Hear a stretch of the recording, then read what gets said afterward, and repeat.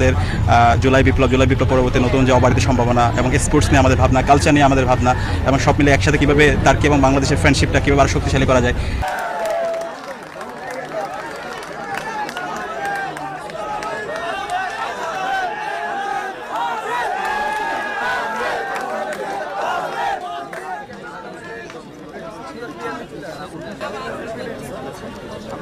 তো আমরা এই ধরনের কমিউনিকেশন এবং এই ধরনের এক্সচেঞ্জ প্রোগ্রামগুলো আমরা অব্যাহত রাখবো এবং আরও বড় পরিসরে ইনশাল্লাহ আয়োজন অব্যাহত থাকবে। হ্যাঁ, কথা হয়েছে, তার সাথে সকালে কথা হয়েছে, এখানে আসার পর কথা হয়েছে। সে বাংলাদেশের বিশেষ করে হচ্ছে জুলাই রেভলিউশন নিয়ে জানতে চেয়েছে।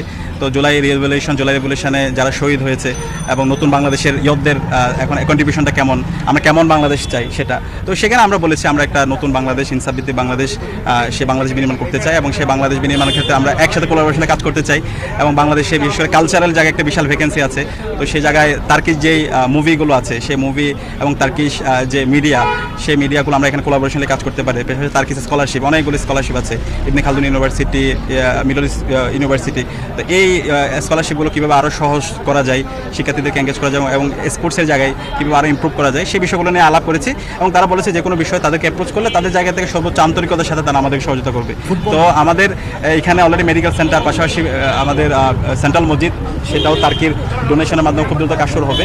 তো স্পোর্টসের ক্ষেত্রে কীভাবে আরও ইমপ্রুভ করা যায়, বাংলাদেশের স্পোর্টসে কোলাবোরেশনে কাজ করা, এই জায়গায়ও তারা বলেছে সার্বিকভাবে আমাদেরকে সহযোগিতা করবে তাদের কাছে অ্যাপ্রোচ করার জন্য এবং অ্যাপ্রোচ করার জন্য একটা কমিউনিকেশন চ্যানেল আমরা তৈরি করেছি। আশা করতেছি এই কমিউনিকেশন অব্যাহত থাকবে এবং আরও বড় পরিসরে আমরা সামনে এই ধরনের তারকা প্লেয়ারদেরকে দেশে নিয়ে আসতে পারবো এবং তাদের সাথে বাংলাদেশের ফুটবল, কালচার, লিটারেচার, এডুকেশন থেকে শুরু করে ফরেন অ্যাফেয়ার সব কিছু আমরা একটা অনুচ্ছেদে নিয়ে যেতে পারবো। ফুটবল নিয়ে কোনো কথা হয়েছে? হ্যাঁ, ফুটবল নিয়ে আমরা বলেছি আপনার ব্যাপক বাংলাদেশের ফ্যান আছে, আপনার খুব পছন্দ করে এবং আমরা চাই বাংলাদেশের যে ফুটবল এবং ফুটবল ইন্ডাস্ট্রিটা খুবই রাইজিং। তো আমরা যদি একসাথে কোলাবোরেশনে কাজ করতে পারি এবং আপনার জায়গা থেকে একটু নার্সিং করতে পারেন তাহলে এটা একটা অনন্য উচ্চতা আমরা নিয়ে যেতে পারবো এবং সে তার জায়গা থেকে সে আগ্রহ প্রকাশ করেছে এবং আশা করতেছি ইনশাআল্লাহ এই কমিউনিকেশনটা অব্যাহত থাকবে। বাংলাদেশের বাফুফে থেকেও তাদের সাথে কমিউনিকেশন করা হবে আশা করছি এবং এই কমিউনিকেশনের মাধ্যমে আমরা একটা কালেকটিভ কোঅপারেশনের মাধ্যমে বাংলাদেশের ফুটবল এবং ওভারঅল বাংলাদেশের গেমকে আমরা অনন্য একটা উচ্চতা নিয়ে যেতে পারবো। ঢাকা বিশ্ববিদ্যালয়ের ডাকসুতে তাকে কোনো সুবিধা দেওয়া হয়েছে কিনা?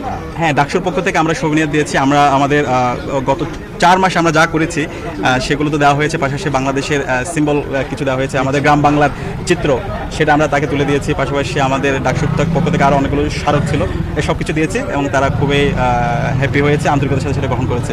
আচ্ছা, এখানে প্রথমে বলেছি সিকিউরিটি কনসার্ন ছিল, যে কারণে ওনাদের পক্ষ থেকে রিকোয়েস্ট ছিল যেটা আমরা পাবলিকলি যেন অ্যানাউন্স না করি। তো সেই জায়গা থেকে তাদের রিকোয়েস্টের কারণে আমরা পাবলিকলি অ্যানাউন্স করতে পারিনি।